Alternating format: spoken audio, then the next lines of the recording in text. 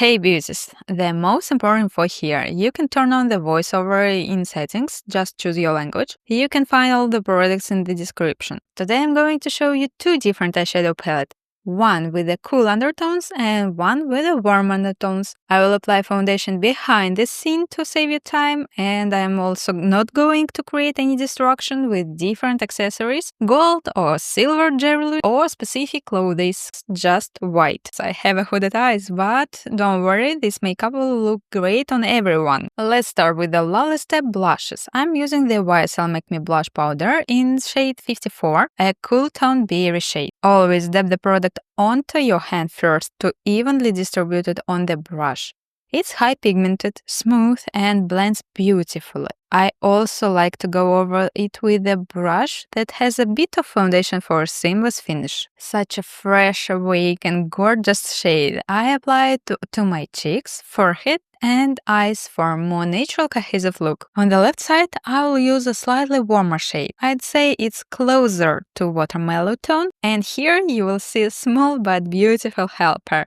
A brush with a really nice soft bristles. Don't lay the brush flat, just pick up the product with the tip at a 45-degree angle. Look how softly and easily it blends. This shade is also a bit lighter than the other one, which helps it blend seamlessly into fairer skin. But you already know how to make a more vibrant shade work for your skin tone. Just tone it down with the brush that has a little foundation on it. Don't be afraid, we can always adjust, fix, or even remove anything if needed. And if you struggle with the dark or vibrant colors, just wait for summer. It will be perfect, you will see it. Whether with a bronzer or contouring, depends on your skin tone. I will use something in between. For me, the Westman Atelier Face Trace Contour Stick in Biscuit works as a contouring in summer and bronzer in winter. To be honest with you, it's all about color theory, and I guess we will talk about that soon. I'm focusing on the difference between the eyeshadows here, so I won't confuse you by making one side of my face fully warm tone and the other fully cool tone. I apply it to the cheekbones and find the line where your teeth meet.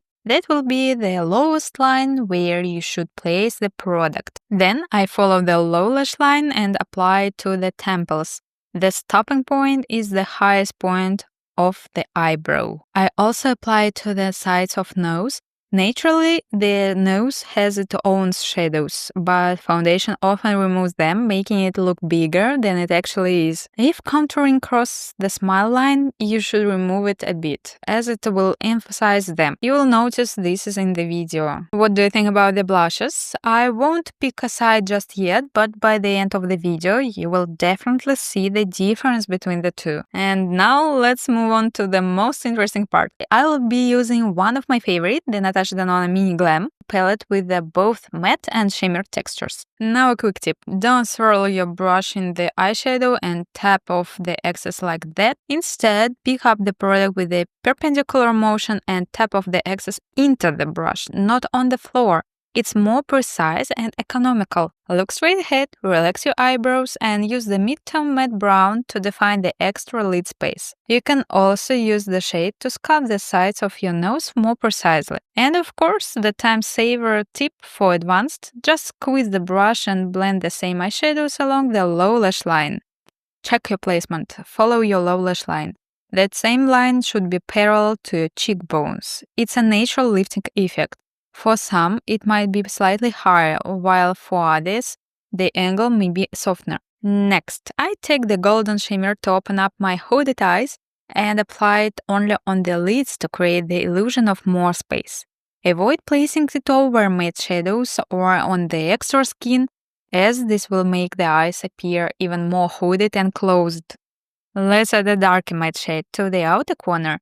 It's important to use a matte texture here, only on the outer corner. Same technique, pick up the product perpendicularly, dab a few times, and connect the upper lid with the lower lash line.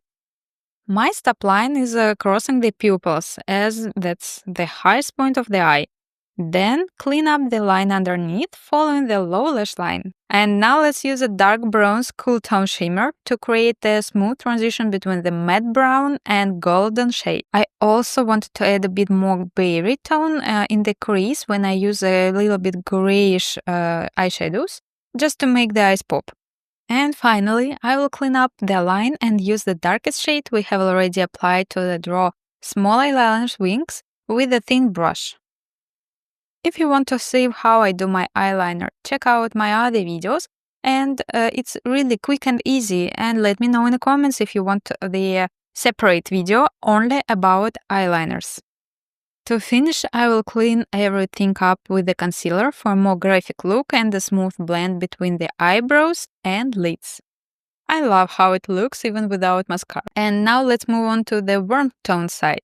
I choose eyeshadows that are both easy to blend and have the most gorgeous texture and shades. First, grab the matte light shade. You can lay the brush flat since these shadows are soft, making them super easy to blend. But remember the key technique: pick up the product, then immediately press it into the brush. I start by applying the shadow around the future base color placement, like a frame. This helps dry out the surface, ensure this won't be harsh edges. Next, I pick up the warm matte shade perpendicularly, dab it into my back of my hand, and then apply it to the extra lid space to make it appear less heavier. Look how beautiful and natural it looks. Honestly, I could stop here, just add a bit of mascara, and that's it. Press the brush and apply the same shade to the low lash line, and then add another layer on the lids to intensify the color. And now move on to the golden shade with the shimmer particles. For this type of texture, I recommend apply it with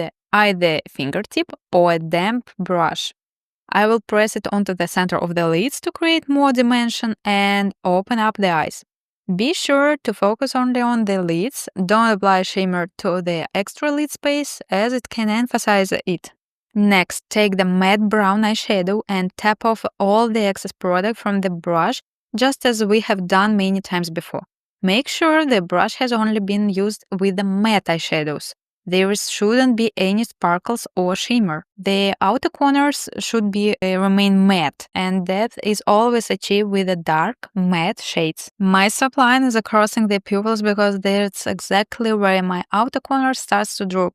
We are trying to lift it up, so don't extend the shadow lower than your low lash line. Now take a sharp brush and a dark matte brown shade to draw the liner wing. I can create it in different ways: raising my eyebrows, closing my eyes, turning my head, because I have been doing this since school. I just know my face very well, but if you struggle with eyeliners, follow my step. It takes time to understand the process and train your hand to be precise worker. And don't forget to let me know in the comments if you would like to learn more about eyeliners technique, different styles, or recommended products. Feel free to ask anything, I always here. And now, almost the last step is mascara. I am so happy that Lancome launched the most comfortable mascara wand for people with hooded eyes. Thank you so much for thinking about us. So let me show you how I can apply this mascara with my eyes open and not smudge it on my lids at all. I didn't even need a Q-tip to clean up afterward. Look at this wand. This wand is so comfortable to use. So I open my eyes, look at the camera. I could smudge it on all my extra lid space, but because of the bristles, I don't. So look, I just brush through my lashes a few times and the result is so natural. Not over-applied, just beautifully lifted and open. No spider legs, no false lashes, no lash curler needed. I am showing you the entire process and the result is just stunning. Let me bring you in a bit closer. It's always easy to remove with the warm water, which is especially important for sensitive eyes. I used to wear contact lenses, and if even a teeny piece of mascara gets into your eyes, you know it's a completely disaster. This mascara doesn't do that, and it always looks flawless. Just a tip. Don't pump the wand into the tube too much. It forces excess oxygen and it dries out the mascara way faster. Press the wand at the roots, wiggle it slightly, and then slide it up to the tips. I also like to blink while applying to coat my lashes as much as possible. Lips. So this Prada lipstick was gifted to me by my beautiful friend, and she's also a professional makeup artist. So yeah, we gifted each other work-related items too. It's more than just cosmetics for us. We are obsessed with our work, tools, and aesthetics. I haven't even tried it yet, so let's do it together. I will share my first impressions with you. This lipstick is pretty heavy, so the packaging feels high quality, almost like a piece of art. I couldn't bring myself to try it for a week, could you imagine? Because it's just so beautiful. And the magnetic cap of the lipstick, I'm obsessed. Look at that. The shade is gorgeous. Oh my god, she knew exactly what would suit me best. Look how the color perfectly matches my natural lip shade. It's a very, very light pinkish tone with a bit of grayish undertone. This color will suit anyone with a fair skin tone, but if you have this type of shade and feel it's too light for you, just use a brown lip liner. Look, the main idea is to separate the skin tone of your face and lips. You can also add a pop of bright lipstick like a red on the center of your lips to create a more awake look. Let's come back. The sharp triangle shape of the lipstick helps you, apply it properly without even using a lip liner. Let's compare the two sides of my face. Warm eyeshadows on the one side and cool tones on the other. Which one suits me most? Write your choice in the comments. As for me, it's not just about undertones and tones. It's about technique, contrast, and proportions. We can adapt any shade or color. It's about how you feel in the new look. Today, I've chosen the cool undertones because I feel more confident with the stronger makeup. The light warm tones make me feel more soft, cute.